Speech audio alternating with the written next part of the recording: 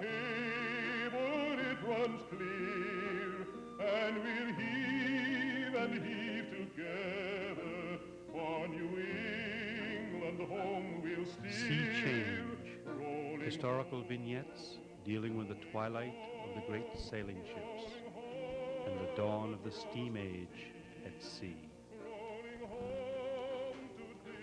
To start us off, a quote from Walt Whitman's Song of the Open Road. We will sail pathless and wild seas. We will go where winds blow, waves dash, and the Yankee clipper speeds under full sail. Twilight came very slowly, almost imperceptibly, upon the sailing ships. Man had used them from before the time of recorded history. The effects of the winds, their power to move a ship over the sea, seized and held the imagination of sailors, merchants, geographers, and kings for many centuries. The very early seagoing people, the Phoenicians, had their wind guards, and the Egyptians, the Greeks, and the Vikings had theirs also. The sailors who came home from a voyage told stories which the bards picked up and made into epics. Men began to write books about the winds. Shipmasters compiled their own very private wind charts, plotting on them the courses their vessels should follow to make the homeward voyage as fast as possible. Knowledge of the winds and their uses attained their highest degree of concentration during the American clipper ship period of 1850 to 60. It was very keenly needed. Clipper ship masters reckoned the performance of their vessels in premiums that would bring thousands of dollars for each day saved on a run. Those vessels often carried as many as 33 sails, which meant 2 acres of canvas were spread aloft. Aboard the most extreme of their class, the mainmast truck stood 200 feet above the deck. Men have not built or sailed such ships since. They are forever gone. But for many years after their economic purpose was proven to be past, the challenge of their beauty, their grace, and their speed persisted. The departure of a clipper like Rainbow, Flying Cloud, or Lightning from her East River pier in the port of New York in the 1850s was an unforgettable sight. The usual custom was to bring the ship down from her loading berth and anchor her off Castle Garden at the foot of Manhattan. The owners boarded there for a glass of sherry and a final word with the captain. Then they went ashore, and the anchor catted, a tall stacked tug took on the tow line, and the ship went with the ebb tide and started for the lower bay, Sandy Hook, and the open sea.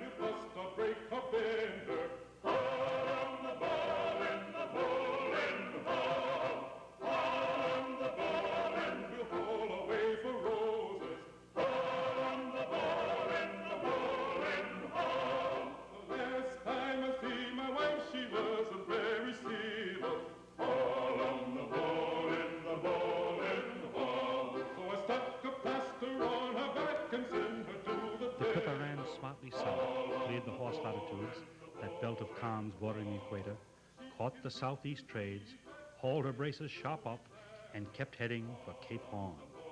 Her daily runs averaged around 300 miles. The watches even sang a shanty as they yanked at the pump handles in the morning before they turned to with holystones, deck swabs, and the saltwater hose.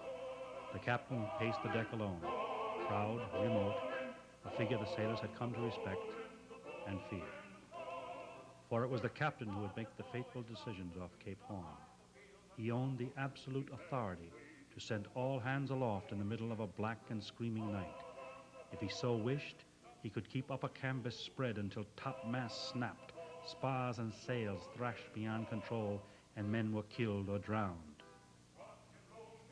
The young sailors tightened their belts as they listened to the old-timers' stories. They wiped the sweat from the palms of their hands on their dungarees. Then once more, they looked high aloft, where the royal yard swung in erratic arcs across the sky. There were no more shanties in the morning when the ship reached 50 degrees south latitude and squared away for the western traverse into the Pacific. Men talked about very little except ship's work. This before them was the supreme test for any sailor. And when it was achieved, when the ship had beaten through into the Pacific, the young green hands in the crew felt a new confidence in themselves. They were veterans now of Cape Horn, and no better sailors lived. It gave them great pride in spite of the torture of frostbite, sea boils, weeks of cold food, wet clothes, and sodden bunks. Blow the man down. A flash-looking packet I'll transfer to me. Oh, give me some time to blow the man down. Blow the man down, bullies, blow the man down. To be way, blow the man down. Blow him right back to Liverpool town. Oh, give me some time to blow the man down. She was bowling along with the wind blowing free. To be way, blow the man down. The courage and skill of the men who sailed the swift, graceful clippers were not enough to stave off the inevitable. Many signs clearly indicated the future and warned that wind-driven ships could not continue to dominate the sea trade. The first was the successful run in 1809 of the steamer Phoenix from Hoboken to Philadelphia. The second was the establishment by Samuel Cunard of a regular steamer service from Halifax, Nova Scotia to Boston, and then across the Atlantic to Liverpool. Boston merchants, delighted with the profits that steam might bring them, made Cunard guest of honor at several champagne banquets, and even paid for a tug to break a channel through the ice for one of his steamers when Massachusetts Bay froze over. The same group of merchants, though, kept investing in or buying extreme clippers of the kind built by Donald Mackay in his East Boston yard. Steamers, they said, were really stinkpots and were infested with riff-raff Liverpool Irish firemen, and a great part of the potential cargo space was taken up by coal bunkers. And why buy coal when all the winds of the world were out there to move a ship? Besides, tea carried in steamers had a coal smoke flavor when the cargoes arrived from the Orient. Only in sailing vessels was the flavor fully retained, unblemished. Then the dubious, those who thought steamers might win out somehow, were told to recall the history of the ship Savannah. When she was built in 1819, she was supposed to be a definite threat to sailing ships. But the steamer, on her maiden voyage to the United Kingdom, used her sails a great deal more than her paddle wheels. And then further, it was pointed out that Donald Mackay took only 60 days to build the extreme clipper Stag Hound. She made on her first voyage to California and China in 1851 enough money to pay for herself and a profit of $80,000 for her owners. The clipper ship crews realized that competition was extremely sharp, that their jobs might not last, and soon could be taken from them by more practical vessels, sturdy, broad-beam packet ships, big cargo carriers. All these dominated a lot of the transatlantic trade and kept regular schedules with European ports in Boston, New York, and Baltimore. The packets were also active in the passenger business, moving European immigrants westward by the thousands. One of the most famous packet lines was the Blackball line, started in 1816. Its little 300 to 500 ton ships flew the red swallowtail flag with a black ball in the middle. And they ran regularly twice a month from New York to Liverpool and back, whatever the weather. They were heavily sparred and carried large crews. The officers were notoriously hard, working pressure was fierce, and a great deal of vehement singing went on. I served me time in the black ball line. To me way, hey, hey, hurrah! Oh, in the black ball line, serve me time. Hurrah for the black ball line! The black ball ships, they are good and true. To me way, hey, hey, hurrah! Oh. They are the ships for me and you. Hurrah for the black ball line! Once there was a black ball ship. To me way, hey, hey, hurrah! Oh, that 14 knots an hour could clip. Hurrah for the black ball line! You will surely find a rich gold mine. To me way, hey, hey, hurrah! Oh, just take a trip in the black ball line. Hurrah for the black ball line! Just take a trip to Liverpool. To me way, hey, hey, hurrah! Oh, to Liverpool at Yankee school. Hurrah for the black ball line! The Yankee sailors you'll see there. To me way, hey, hey, hurrah! Oh, with red top boots and short-cut hair. Hurrah for the black ball line!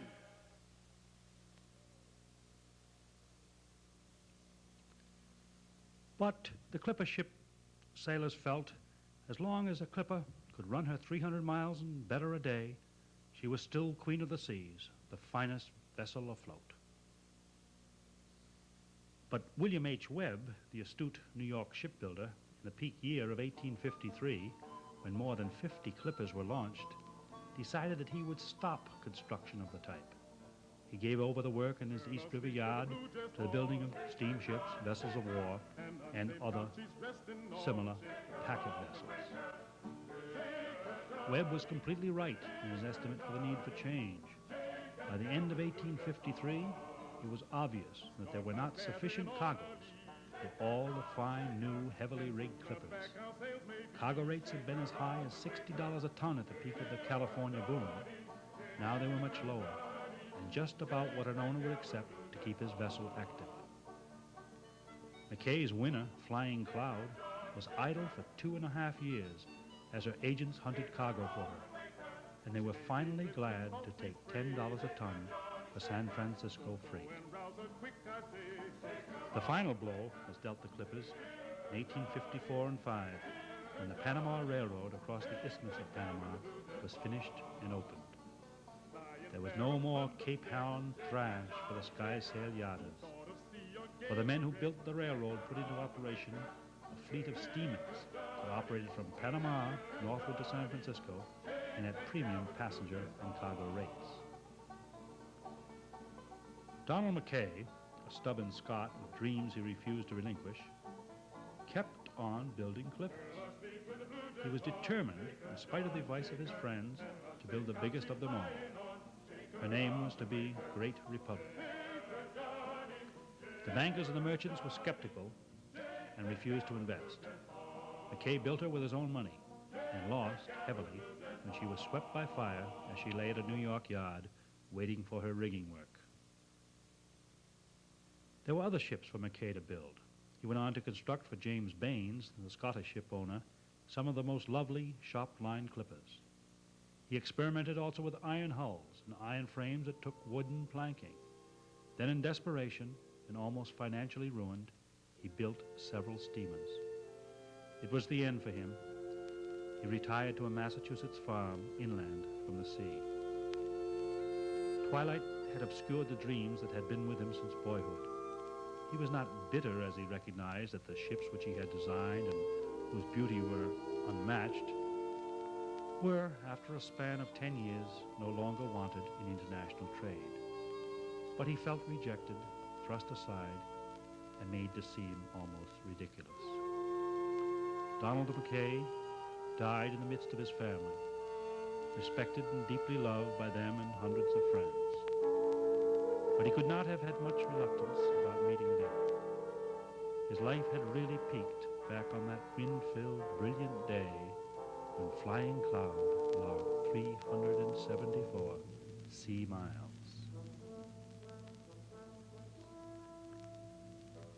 The severe financial depression in the United States during 1856 and 7 collapsed the last lingering dreams of the clipper ship owners. They could no longer afford the Cape Horn gamble. Steamers carried California cargoes for what they were worth and at much lower insurance rates for the shipper. Chinese tea was still being drunk in large quantities, but the public refused to quibble about smoke taint or mildew because of the iron hulls of the steamers. At the Portuguese colony of Macau and at Whampoa in the Pearl River below Canton, China, the steamers got the pick of the new crop for European, British, and American consumption.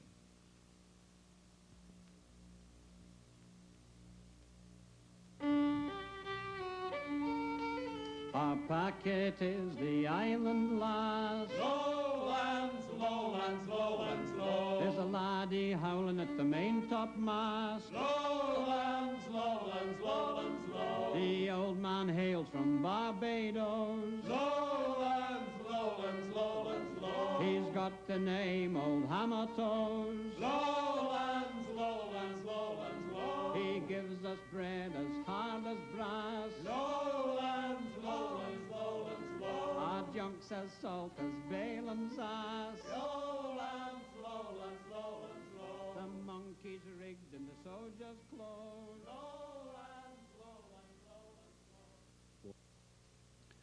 The American shipbuilders had to meet great competition in the international market, but they refused to put down any vessels that resembled the early clippers. They designed instead a class that came to be known as downeasters and proved to be seaworthy, fast enough, and above all, profitable when operated against the steadily growing steamer fleets.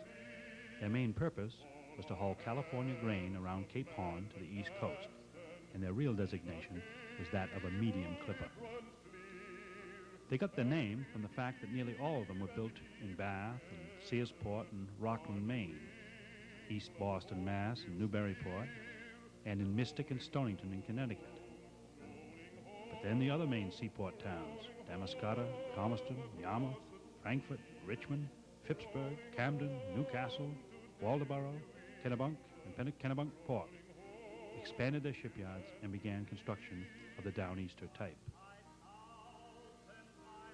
History stretched back vividly and unbrokenly in the main seaport villages, back into the earliest of colonial times in the 17th century, back to the French and Indian Wars and the Revolution. The villages were very much the same as when they had been rebuilt after the last Indian or British burning. The hip-roofed white houses, bright in neat, tight rows against the somber immensity of the forest, the fast-running river, the bay below the wharves, the fish sheds, and the shipyards. Tawny yellow Tibetan rugs were on the living room floors in some of these houses. Clipper shipmasters had brought them home. And chests made of camphor wood or mango, with broad brass hinges and locks. There were ormolu clocks and embroidered fire screens, and chandeliers that caught the afternoon sunlight and cast reflections upon paneled walls. Right into the 1870s and 80s, mothers told their daughters how, when they were small, they had stood upon the widow's walks of these houses and watched the clippers come home from the sea. The little town of Searsport had 12 shipyards along 6 miles of waterfront. And that same town, during the years of 1870s to 80s, supplied more than 70% of all the masters for the American merchant marine. Men had gone to sea as young boys from up and down that winding coast of Maine as far back as anyone could remember.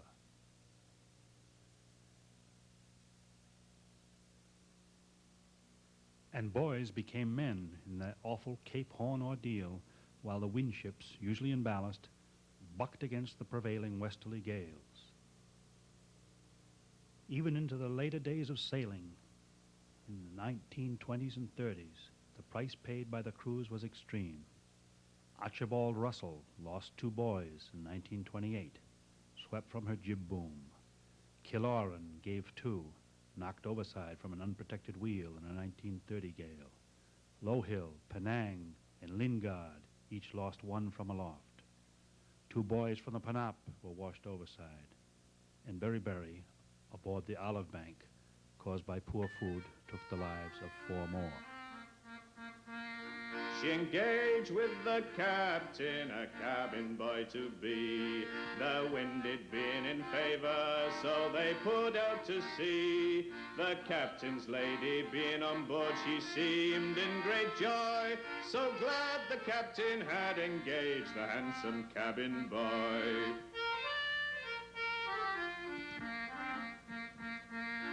Her cheeks appeared as roses, with her locks all in a curl. The sailors oft times smiled and said he looks just like a girl. But eating captain's biscuits sheer colour did destroy, and the wasted swell of pretty Nell, the handsome cabin boy.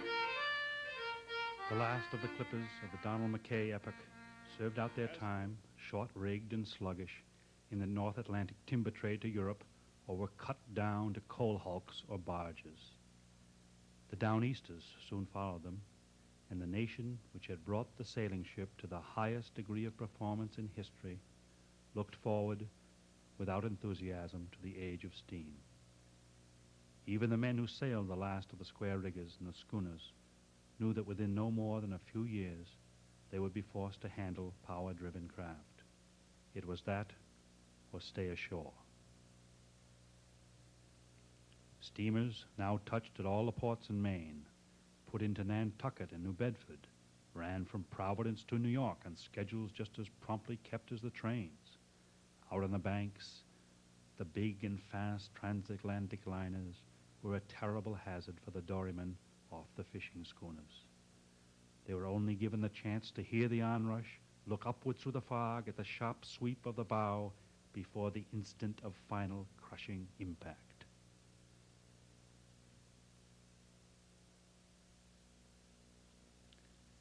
Industrial expansion was changing every form of life in Europe, Great Britain, and the United States, and had a direct effect upon world shipping. The transportation of manufactured goods, raw materials between the continents doubled, and doubled again, and then once more again in the second half of the 19th century. Across the land, first canals and then railroads carried the huge amounts of goods. Wooden ships had shown themselves to be unsafe. Ship construction now came from the new materials in mass use, iron and steel plate, which gave much better hull protection. But increased speed was also needed. Profits would be realized just as fast as raw materials were hauled from overseas to the factories.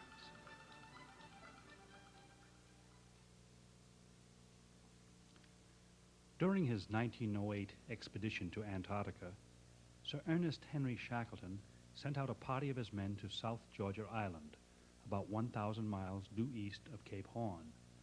While exploring the island, the men stumbled on a deeply winding, narrow bay, and what they saw floating on its waters astounded them. Surging back and forth on the waves was an almost limitless mass of ship's wreckage, a grim record of the ships lost in the passage from the Atlantic to the Pacific around Cape Horn. A freak of the great easterly current that flows past Cape Horn had brought the wreckage back miles along the coast into this bay. Shackleton's men made a record of it. There were skylight benches, antique handrails with the Turk's head ornaments still intact, studding sail poles, lifeboat rudders, oars, a fractured companionway, and a sextant case that carried the brass plate of a famous London maker. Peace nudged peace in a sort of endless agitation. Hatchboards bumped broken boat planks. A yard arm that trailed its gear touched a fractured cabin tabletop. A sea chest lay sluggish in the current and yet buoyant, and alongside it drifted trail boards in a light screen. The deaths of dozens of ships could be marked, but just how they had been lost and where were a part of the immense Cape Horn mystery.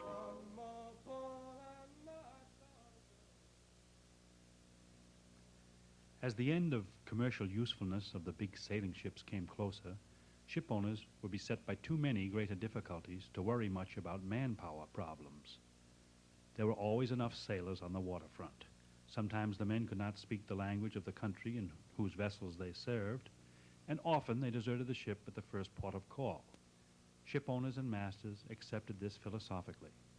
In a trade that had shrunk to a quarter of its size from 1880 to 1900, crew replacements were a minor consideration.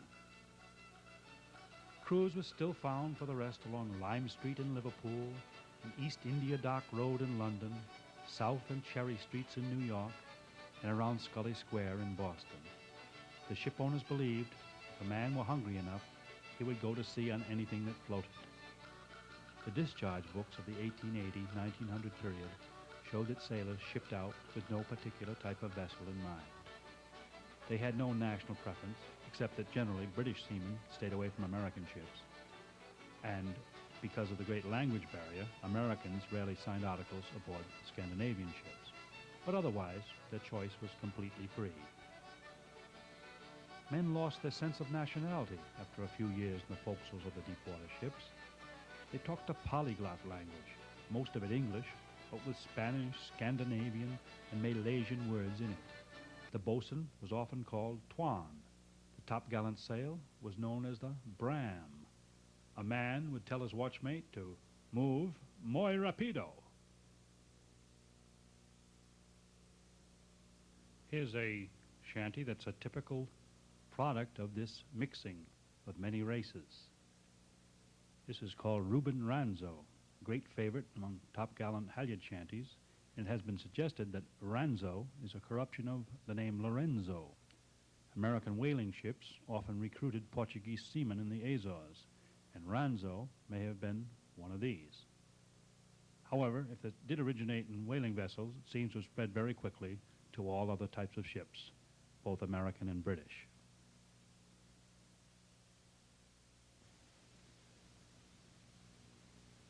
Oh, poor old Reuben Ranzo, Ranzo, me boys, Ranzo. oh, poor old Reuben Ranzo, Ranzo, me boys, Ranzo. oh, Ranzo was no sailor, Ranzo, boys, Ranzo. so he shipped aboard a whaler. Ranzo, me boys, Ranzo. Oh, Ranzo was no beauty, Ranzo, boys, Ranzo. so he couldn't do his duty. Ranzo, me boys, Oh, Ranzo. because he was so dirty. Ranzo, boys, Ranzo. We gave him 35.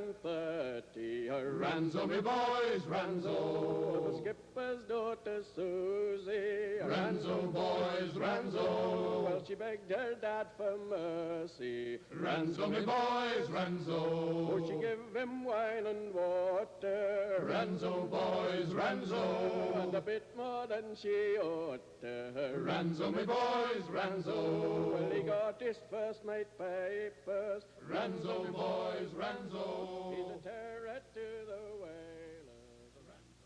This kind of life fostered eccentric characteristics. Some of the men, among them the older sailors, would not leave a ship when she was alongside the dock in port. They were divorced from shore. The ship was their only home. They knew little but the working of her. The future was death in a storm, or a vague, bleak last few years in a seaman's boarding house on the little money that they had been able to save. The younger men, when they went ashore, very seldom left the dockside area. They spent their money in saloons that catered to sailors and were almost identical all over the world. The majority of the sailors could not read or write. Their severance from their families was complete. Their single, fierce pride was the ability to perform a ship's work quickly and with great skill. One Cape Horn ship of the period carried in her forecastle a shaggy-haired sailor who was soon given the name Paraffin.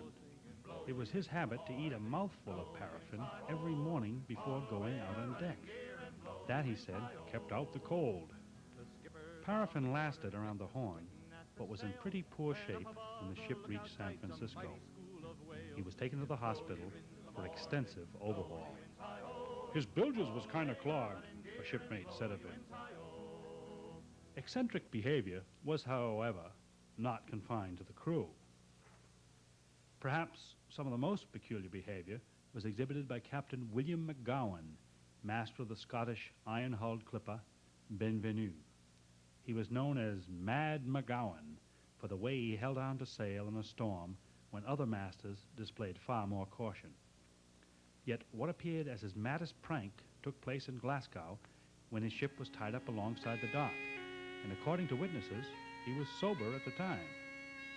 He hung a large sign in the rigging stating, "No Irish need apply." The ship was docked in the notorious Govan area of the city. It was crowded with Irish people who had been driven to Scotland by severe famines at home. The men sought work in the Clydesdale shipyards and ships and were sharply disliked by their Scottish neighbors.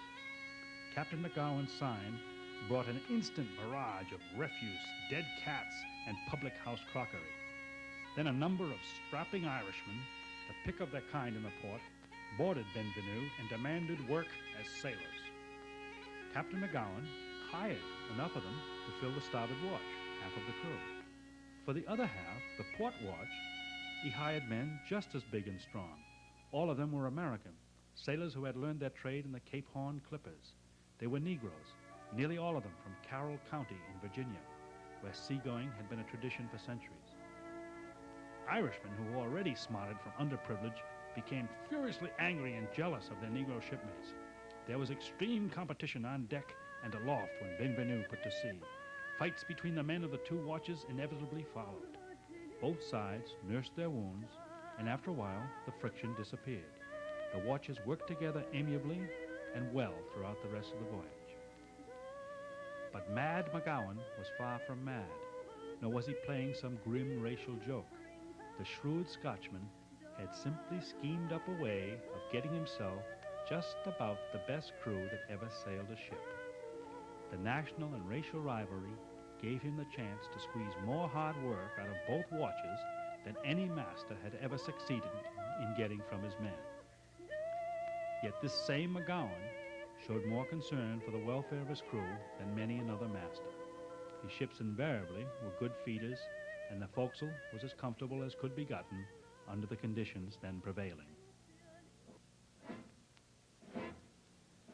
When the Civil War broke out, the men called into the United States Navy served mainly in steam-propelled vessels, or frigates and sloops of war that were moved by both steam and sail. A group of about 100 British officers, a number of them on half-pay leave from the Royal Navy, picked up steamer knowledge at the same time. They ran the blockade between the Bahamas and the Confederate-held ports on the Atlantic coast and made huge payoffs from the traffic. When the war ended, a new generation of American seamen had been created. The sailing ship men called them steamer stiffs, but the men who worked in the steam-driven vessels, deck officers and engineers, were not greatly concerned. They could see the future, and sail had small part in it. They had, further, inherited the tradition of the first steamer men, who, particularly in the port of New York, were a hardy and stubborn breed. The early American steamers of 1820 to the 30s and 40s represented enormous danger for their crews. They carried such names as Dreadnought, and rightly so. A description of a pioneer steamcraft made even a sailing ship man wince. They gathered in the bars along New York South Street and listened grimly as steamer men described how close to the waterline the deck came. "She has no more freeboard than a frying pan." A man who worked aboard such craft might at any moment be blown up by a boiler failure, beheaded by a piece of fractured engine machinery, rammed and drowned by competitors in sailing vessels or other steamers, or beaten senseless on the dock by various factions of the opposition.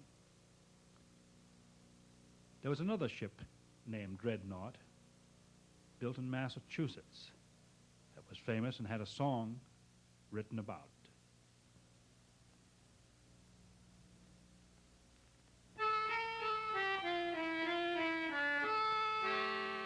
That is a flash packet of fame. She hails from New York and the Dreadnought's her name. She's bound to the westward where the stormy winds blow. Bound away in the dreadnought to the westward we'll go, daddy down, down, down, daddy down. Now the dreadnought, she lies in the river Mersey, awaiting the tugboat to take her to sea, out around the rock light where the salt tides do flow. Bound away to the westward in the dreadnought we'll go, daddy down, down, down, daddy down. Now the dreadnoughts are howling down the wild Irish sea, our passengers merry with hearts full of glee, as sailors like lions walk the deck to and fro. She's the Liverpool packet, oh Lord, let her go, daddy down, down, down, daddy down.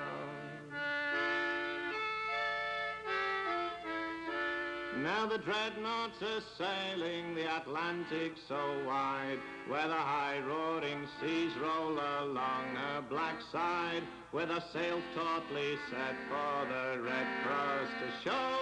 She's the Liverpool packet, oh Lord, let her go, daddy down. Deliberate rammings off the New York Battery and along the Hudson and East Rivers were daily occurrences.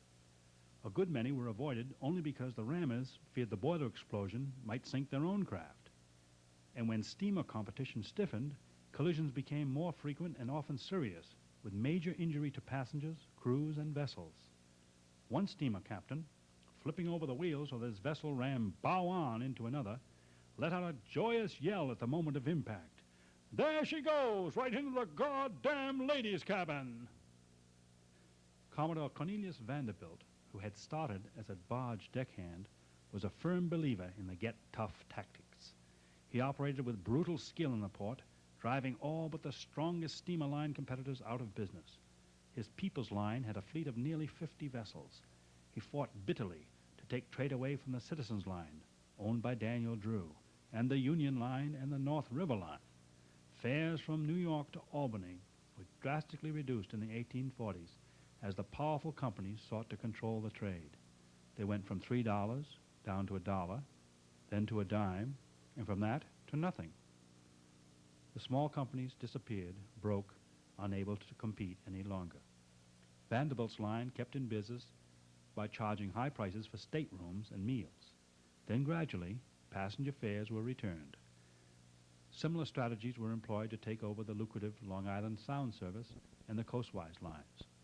Most small companies were forced to sell out to a monopoly directed by Vanderbilt. The only profound change in shipboard life was the introduction of engineers. They were held responsible by the operators for a large share of the performance and safety of the vessel, and their qualifications were manifest. For at least 50 years, their presence in a ship was fiercely resented by the masters and the mates and even unlicensed deck personnel. Many masters refused to have anything but the most formal contact with their engineers, never entered the engine rooms, seldom left the bridge during a voyage, and gave all their orders to the engine department by telegraph or speaking tube from the wheelhouse. The hostile attitude on the part of the deck force created a long-lasting hatred. Men who worked below in a steamer came to be known as the Black Gang, and it was meant as a term of contempt. Forecastles, even mess rooms, were kept separate. According to the men on deck, the engine department members never washed and used buckets only to sit on while supposedly at work below. Fights were common between members of the two departments, either at sea or in port, and on the slightest pretext. It was sometimes necessary during a long and savage battle in port to call the police to stop them. They fought each other with spanners, wrenches, fire hose nozzles, marlin spikes, knives, and bottles.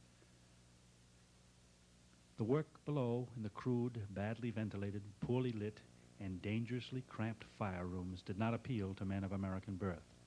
The jobs went to the wild and brawny Liverpool Irish, the Greeks, Italians, Spaniards, men who boasted that they could stand the intense heat, the dust, the gases, and the back-breaking labor.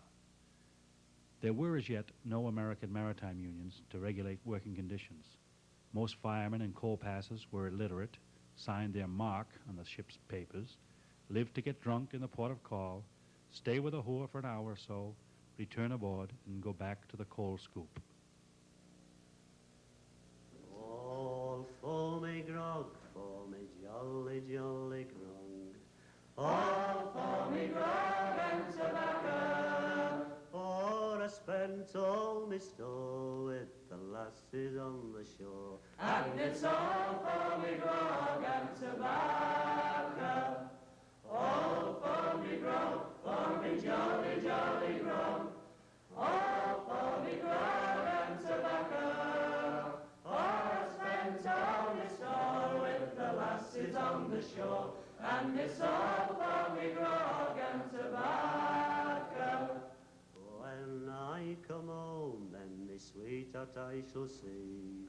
All for me grog and tobacco. And me sweetheart will sing when she sees the wedding ring. And it's all for me grog and tobacco. All for me grog, for me jolly, jolly grog. All for me grog and tobacco. For I spent all my store with the lasses on the shore. And it's all for me grog and tobacco. When she's a son for to dangle on her name. All for me grog and tobacco. And she'll sing him to sleep while I sail the stormy deep. Firemen and their lesser numbers, the coal passes, did not last long on the ships. A dozen years at most, and they were gone. Tuberculosis finished them, or pneumonia, rheumatism, alcohol, or venereal disease. Yet all of them were proud of their calling. Some of the Liverpool lot wore a single gold earring, knotted a clean sweat rag around their throats when they went below on watch, used soap and water, and changed their underwear before they swaggered off the ship in port. On the Great Lakes, sail power had dominated the trade for a century. The first of the lake schooners, Nancy, was built in 1789 at Detroit, Michigan. Others followed, and with a few years, a brisk trade had grown up to and from the lakeside cities. Then in 1818, the first lake steamer, with the name Walk in the Water, sailed from Black Rock, just outside Buffalo. The steamer proved to be far more efficient on the rivers between the lakes, and predictions were made that the schooners would soon be forced out of business.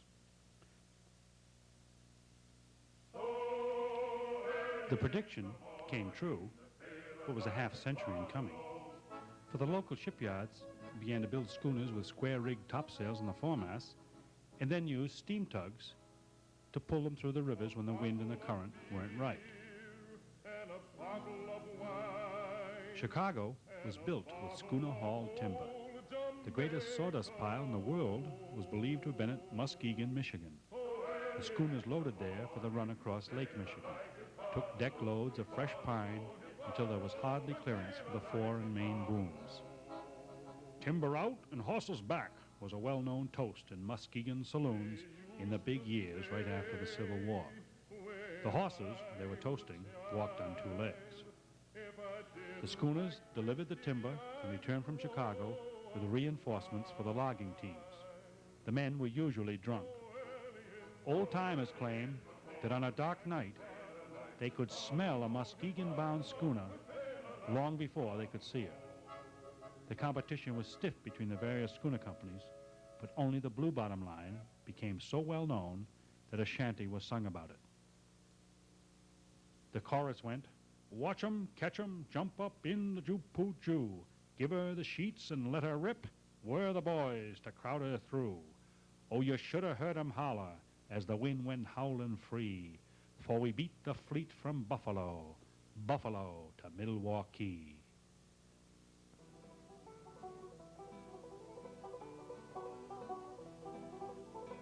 Back in Maine, shipyards continued building big, deep-water schooners long after the steamer competition had become too keen on the Great Lakes. In 1902, the only schooner with more than 6 masts was built. She was the cumbersome and slab-sided Thomas W. Lawson. built with 7 masts and the expectation on the part of her owners that she would be a successful bulk cargo carrier. But ships of her massive fore and aft rig were found to be very slow and clumsy when it was necessary to maneuver offshore in a storm. The flaw in the construction often proved fatal. Thomas W. Lawson went on the rocks off the Scilly Isles while on a foreign voyage and was lost with all hands. Most of the ships of her type were wrecked or foundered in shoal waters over the years. European ship operators never accepted the type, considering them too clumsy. The owners of the American ships kept their vessels in the coastwise trade. One of the most dramatic of coastwise schooner histories is that of the Myrtle B. Crowley. She was representative of her class, and the circumstances of her loss were similar to scores of other big bulk-carrying schooners. During an unusually heavy fog late in January 1910, the 6-master lay hove to, wallowing in heavy ocean swells and frigid, calm air off Long Island. She was under the command of Captain William Haskell, with a crew of 13 men. Mrs. Haskell was aboard as a passenger. The schooner was northbound for Boston, with a full cargo of coal. The heavy sea and the accompanying fog that followed had caused Captain Haskell to lose his bearings. He had been on deck for 30 hours without sleep. When the weather cleared, the ship stood in close to shore under a fresh northwest breeze. But he and his 2 mates failed to establish correctly the characteristics of the coastal light they sighted in the darkness. They identified it as Shinnecock light. In reality, the strong easterly set of the current had put them more than 40 miles beyond it, and what they saw was North Light on Block Island. The captain increased his error by setting an east-northeast course and expected to raise Block Island before daylight, then head around through Vineyard Sound into port. Since he was already abreast of Block Island, his course took the ship south of No Man's Land and south of Martha's Vineyard. Myrtle B. Crowley piled up on the great Ross Shoal in the mass of rips that runs for miles from the southeast corner of the vineyard. The same heavy swell was still running, and the schooner hit hard, immediately lost her lifeboats and everything loose on deck. Here in shoal water, the action of the sea was rough and high. Captain Haskell, his mates and sailors, knew that they were in extreme danger. They had to abandon ship at once or go down in what was going to be left of the wreckage. Captain Haskell went below. His wife, a small woman, was still asleep and in her nightgown. He wrapped her in his waistcoat and rapidly climbed the companionway ladder with her in his arms. The hatches were being broken by the weight of the seas that crashed aboard. Water poured into the holds, broke bulkheads, and rushed through the forecastle and the main cabin. The captain carried his wife into the fore rigging. He lashed her to the crosstrees and then secured himself. The crew were aloft also, secured in the fore and main ratlines. But it was freezing weather. The spindrift as it struck them turned into pellets of ice. Below on deck, the great black, white-crested seas pounded the schooner apart. They made flinders of the deck house, and then the ship broke in half. The stern settled fast. The 3 aftermasts, the rigging slacked, buckled. But the 3 forward masts held in the perpendicular. With dawn, the people who clung to them could see the south shore of the vineyard 3 miles away. Edgartown lay snug behind the arm of Cape Pogue, and the chimney smoke of the early risers could be seen. When a pilot on one of the island steamers looked out over his vessel's bridge wing, across the low hills of the island, he sighted the wreck. This was about an hour after dawn, and word was rapidly passed ashore. The local folks immediately sought out Captain Levi Jackson. He had been famous for some years because of his disregard of personal safety. The Minyard had given him the nickname of Ready to Die. Captain Jackson was without question the man to save the people aboard Myrtle B. Crowley. He was the master of a strongly built auxiliary fishing sloop, Priscilla, and with her had made a number of rescues. But he was still in bed when neighbors knocked at his door and told him of the schooner out on the great shoal. The captain dressed hurriedly, ate his breakfast, and put on his double gear, sea boots and sou'wester. Then he kissed his wife, and his newly born son and went down to the fish pier with the neighbors. His crew had already heard about the schooner. They were aboard the Priscilla and had her prepared for sea. The powerful motor was started. Jib and main were hoisted. Priscilla cleared the pier and started to beat around Cape Pogue to windward. Wasp Point at the southeast corner of the vineyard stretched in a huge semicircular formation for 5 miles out to seaward. The outer rim an awful maelstrom of breakers. It would be impossible for any vessel the size of Priscilla to live there. But the foundering schooner was at the westerly end of the shoal, where it curved in back towards the vineyard. Jackson began to bring the sloop around, head her into the quarter-mile of furious surf that separated him from the schooner. Priscilla was close enough now so that he could make out the figures in the rigging, distinguish the huddled ice-sheathed body of the captain's wife. Priscilla gathered speed, thrust on by the awful force of the breakers. The sloop buried herself in half her length, brought water back to the cockpit, shook herself, staggered clear, and rose once more and drove forward. Now she was past the sunken stern of the schooner and abreast of the forepart. Jackson put the wheel over and tried to move upwind toward the hulk, but he could not bring the sloop alongside. That would be suicidal. A single breaker recoil would smash her against the schooner, and she would go with all hands. Jackson stooped over the wheel box, ice white on his mittens where they gripped the spokes, looking forward into the faces of his crew. He did not say anything. The men could not hear him anyway, but they nodded. 4 of them put their dories in the water. They were Patrick Kelly, Eugene Benefit, Louis Donsett, and Henry Kelly. Rowing separate courses, they started for the schooner to take off her people. Mrs. Haskell, the captain's wife, was the first to make the attempt. She jumped with a line around her in the exact split second that one of the dories rose with a wave and was almost parallel with the schooner's main deck. They let go the line on deck, and she landed squarely in the narrow bottom of the dory. She fainted, lying there in the slosh of water, and afterwards Levi Jackson said that it was a good thing. She was a little woman, but with her clothes soaked, she weighed a ton, and we had to grab her by the arms, the hair, the legs, everywhere we could get a hold of. And then we had all we could do to hoist her aboard the Priscilla. All the rest of the people were taken straight from the schooner to the sloop except the steward. He missed his jump from the rail, and reaching out, Patrick Kelly grasped him, tried to pull the man into the dory. But the steward, in panic, capsized the dory. The craft was hurled at once against the schooner and crushed. Kelly rode the crest of a wave and tumbled from it into the schooner's rigging and desperately hung on. Then the steward, also flung upward on a coma, appeared at the bow. His shipmates reached out and grabbed him, and he too was safe. It was a long and dangerous job for the 3 remaining dories to haul the rest of the schooner people and Kelly back to the sloop. But the transfer was made with Captain Haskell in the last boat to make the trip. Then Priscilla began the exceedingly hazardous homeward run. Jackson was given no choice. It was impossible for him to head to seaward against the breakers. He had to go with them, hold them astern, and run the full 7 miles across the shoal to Muskogee Channel. Some of the shoal water was only 3 feet deep, but Jackson followed the gullies, and Priscilla survived. He navigated her into the channel and safely on to Egerton.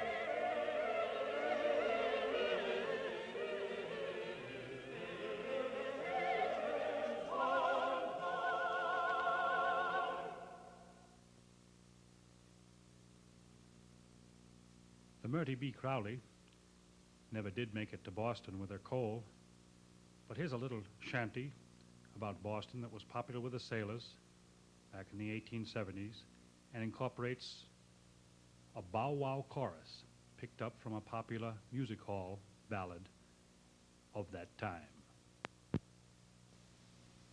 From Boston harbor we set sail when it was blowing the devil of a gale, with the ringtail set all the Vassar mizzen peak, and the Rule Britannia plowing up the deep. With a big bow-wow, ta-row-row, foldy-roldy-ride-o-din. And up comes the skipper from down below. It's look aloft, lads, look alow, then it's look alow, and it's look aloft. And coil up your ropes, lads, fore and aft. With a big bow-wow, ta-row-row, foldy-roldy-ride-o-din. And down to his cabin, well, he quickly crawls, until this poor old steward bawls, go and mix me a glass that'll make me cough. For it's better weather here than it is on top. With a big bow wow, sow row row, fo-de-ro-de-ri-do-de. Now there's one thing that we have to crave, that the captain meets with a watery grave, so we'll throw him down into some dark hole, where the sharks will have his body and the devil have his soul. With a big bow wow, sow row row, fo-de-ro-de-ri-do-de. Among the fishermen up and down the American coast, and particularly in the New England region, sail power continued well into the 20th century. Gloucester, Massachusetts became the foremost schooner port after the War of 1812, trading in cod, haddock, halibut, and mackerel. There were, by 1850, more than 400 ships sailing out of Gloucester, with 5,000 men serving aboard them. However, there were frightful losses. The average was 89 men a year lost at sea, and most of these were young and heads of families. Gloucester, with a population of around 25,000, very dearly missed them. Still, men kept on sailing to the banks in any kind of weather. During what was to be called the Black Night, 275 men were lost. This was on the Grand Banks, and several times on the Georges Bank, more than 100 Gloucestermen were drowned. The record remained grim: 160 men on another night, 140 men on another. Then twice, more than a third of the Gloucester fleet of 40 vessels went down with all hands. The fatalities were expected, and the reasons for them well understood. For centuries, the mothers of New England seagoing families had known of the death toll to be taken, where two strong boys sat at a breakfast table in their Cape Cod or Gloucester kitchen. A mother could tell herself with absolute chill certainty that one of the pair would not survive. He would be placed on the list of missing from a deep water ship or from a schooner, or lose his life while hauling lobster pots in the tide rips of the bay. Most of the widows and children never knew just how their men died. They understood a capsized dory or a collision in fog. The rest, often conjecture, was given them by survivors, men who had miraculously escaped a similar death. During the last years of the 19th century, a moving custom gradually arose among the Gloucester widows. Once a year, in August, they gathered to hold a ceremony for the men who had been lost. At first, the ceremony was held in one of the churches, but the crowd soon became too big for the little church.